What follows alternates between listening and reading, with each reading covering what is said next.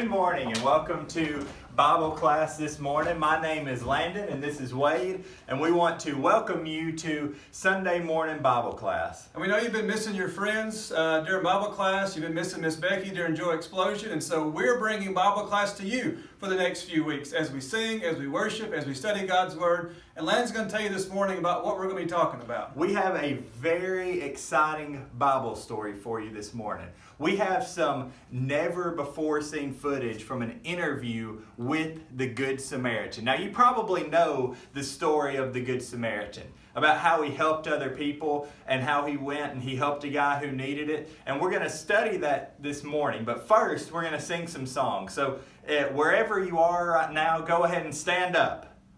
Stand up. Are you standing? Some of you aren't standing. Go ahead, stand up and get ready because we're going to sing together before we learn about the Good Samaritan this morning. Come on, roll the gospel chariot along. Roll the gospel chariot along. And we won't take far behind.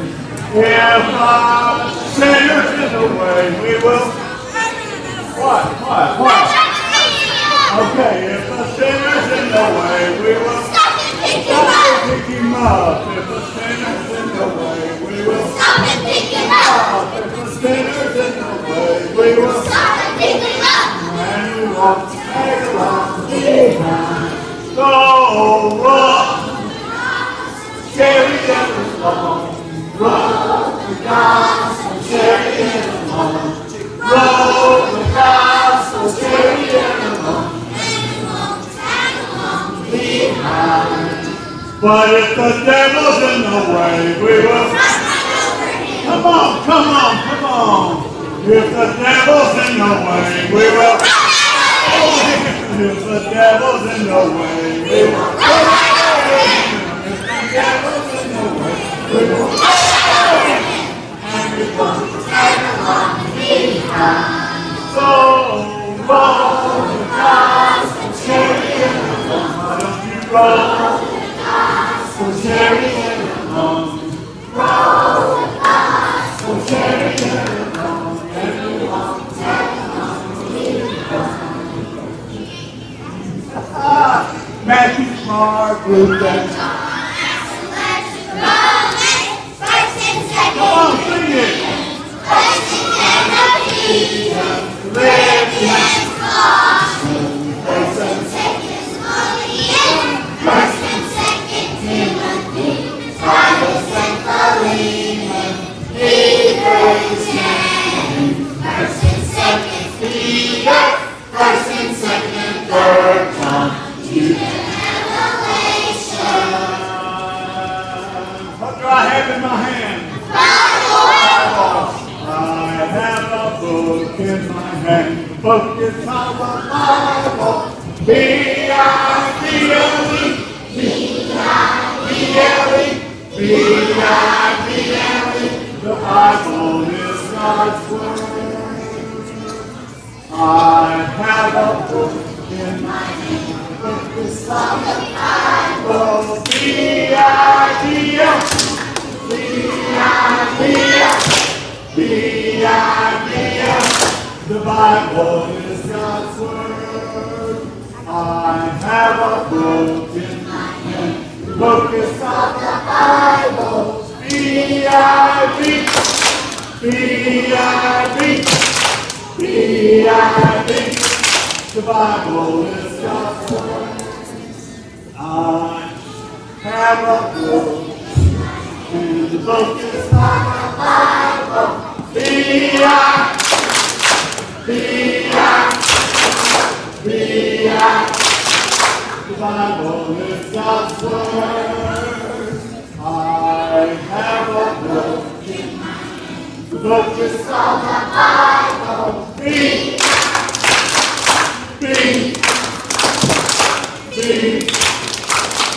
The Bible is God's Word. I have a book in my hand. The book is called the Bible.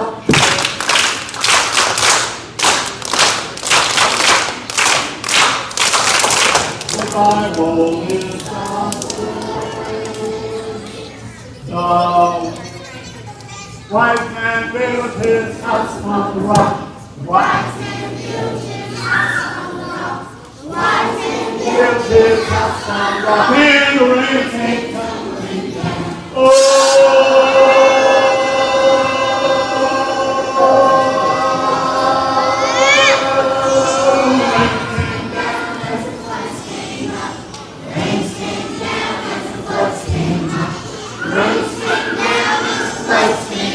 And the wise man's house stood firm.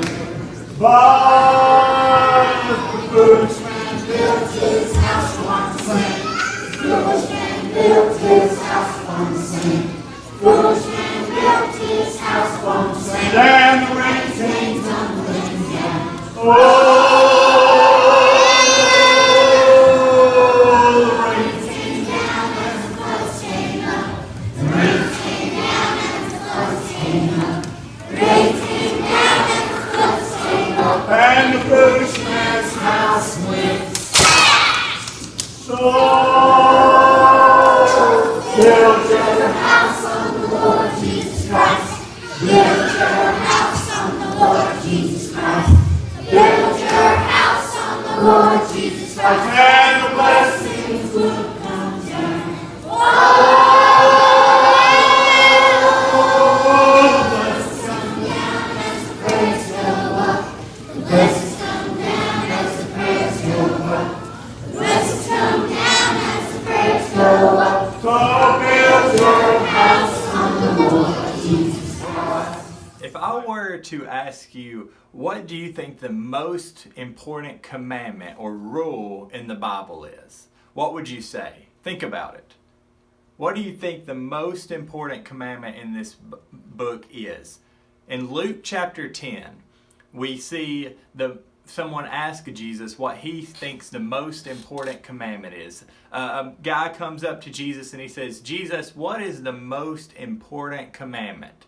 And Jesus says to him, to love God and to love your neighbor. And then the guy, he asked Jesus another question. He said, okay, well, who is my neighbor? And this story is in the book of Luke. Luke is the third gospel. There's 4 different gospels. Do you know what the gospels are?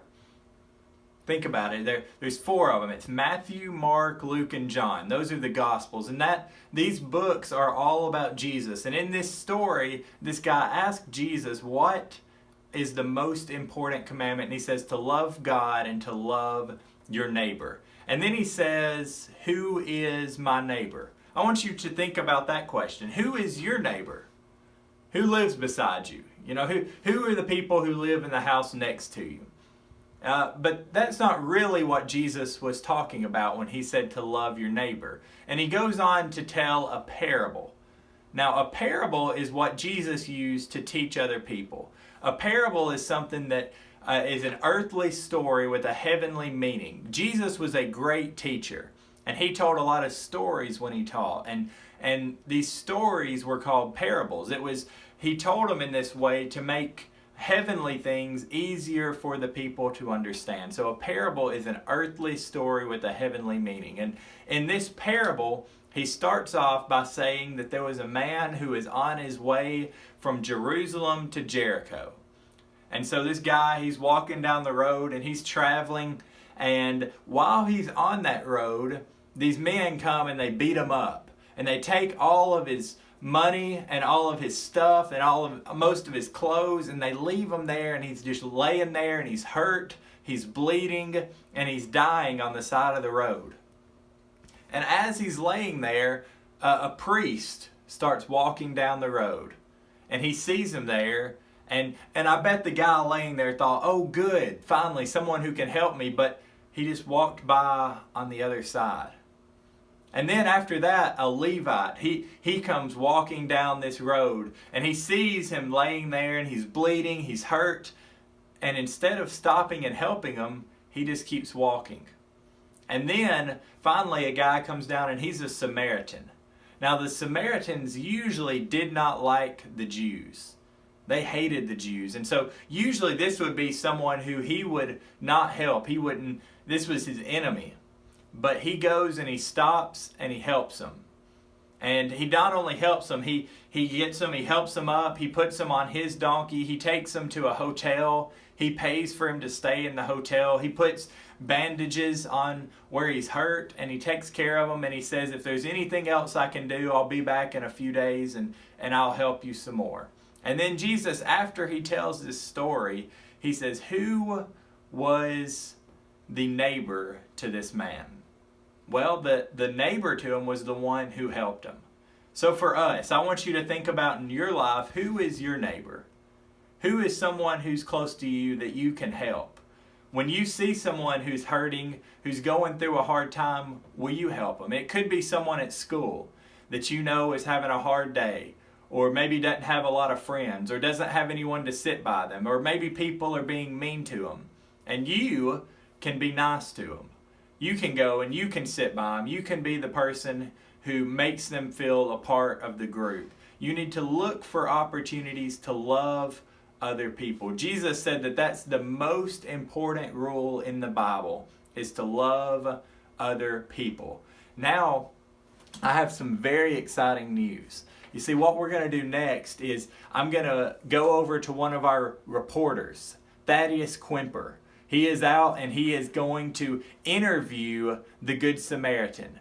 You see, we've got an interview. This is never before seen footage. So now we're going to go over and we're going to talk to the guy who was this Good Samaritan, and we're going to interview him and talk to him for a little bit. So over to you. Hi, I'm Mr. Quimper, and I'm here with Channel 1 News with a very special guest. You see, this morning we have someone who was beaten up and who was left for dead, but who is with us here today because someone was kind and showed love to him. And so we're going to interview you and just ask you a little bit about your experience. So first of all, where were you traveling to?